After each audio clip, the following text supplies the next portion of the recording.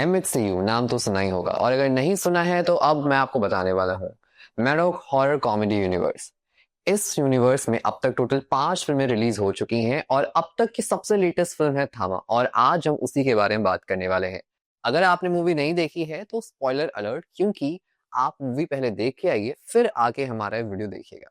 अब अगर मैं इस वीडियो को 5 हिस्सों में बांटूं तो सबसे पहले हम डिस्कस करने वाले हैं वीडियो का इंट्रोडक्शन, जो कि ये था। इसके बाद अब हम डिस्कस करने वाले हैं कि पूरे मूवी की स्टोरी लाइन किस प्रकार से है। तो बात करें स्टोरी लाइन की, तो स्टोरी लाइन हमें ऑलरेडी ट्रेलर में दिख चुका था। एक वेताल की, एक वैम्पायर की स्टोरी वो दिखाने वाले हैं, पर थोड़ा अलग है, क्योंकि इस फिल्म का पहले नाम वैम्पायर्स ऑफ विजयनगर था, पर अब इस फिल्म का नाम थामा कर दिया गया है।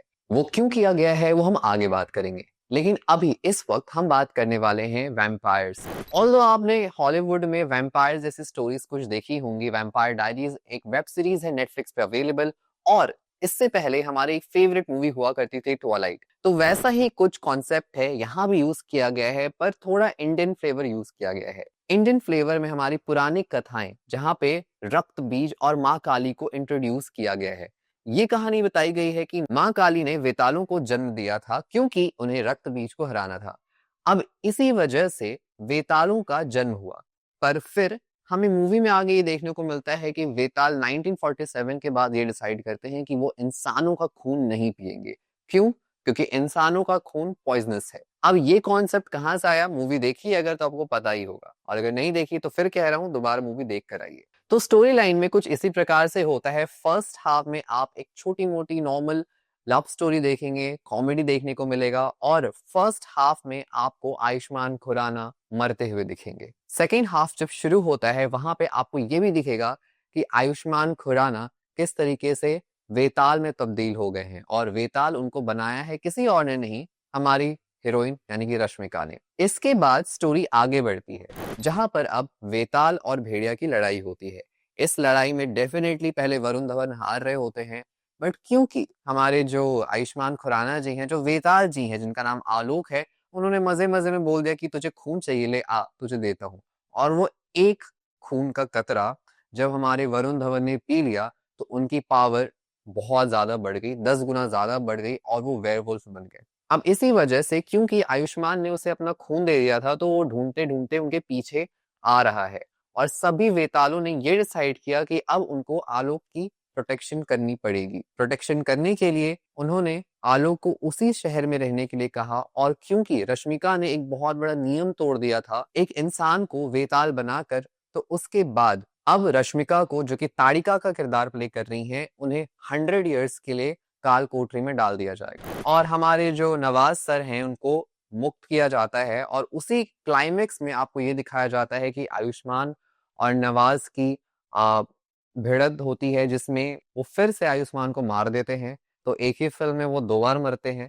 धड़कन खत्म हो जाती है, सब कुछ खत्म हो जाता है, और उसी वक्त वहां पर ही माँ काली का आयुष्मान को एक वरदान मिलता है, और वो माँ काली के द्वारा चुने जाते हैं नए थामा, जिनका दिल धड़कता है अकॉर्डिंग टू देयर कहानी। तो पहले वेताल वो बनते हैं जो कि मर चुके हैं लेकिन उनका दिल धड़क रहा है, और वो बनते हैं अगले थामा। लाइक डेमोक्रेसी आ जाती है। उसके बाद दोबारा से नवाज को उसी काल कोठरी में, उसी गुफा में फेंक दिया जाता है कैद करके।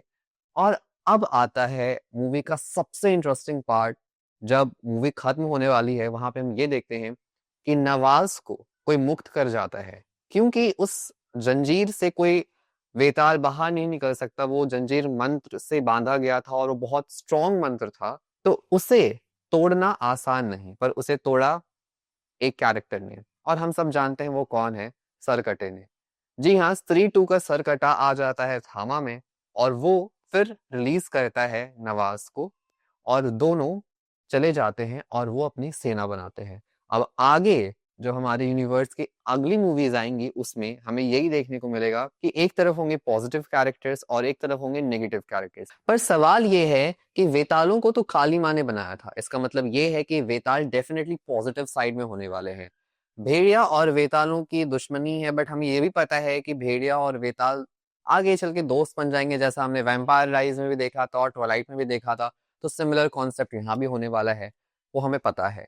तो Varun Dhawan, Ayushmann Khurana, positive side. Now let's talk about the important movie इस पूरे यूनिवर्स का, जो कि है स्त्री। स्त्री में राजकुमार राव एक पॉजिटिव किरदार निभा रहे हैं, तो वो भी पॉजिटिव साइड में ही जाएंगे। बट जो सबसे मिस्टीरियस कैरेक्टर है, जिसका अब तक कोई नाम ही नहीं है, वो है श्रद्धा कपूर का कैरेक्टर स्त्री।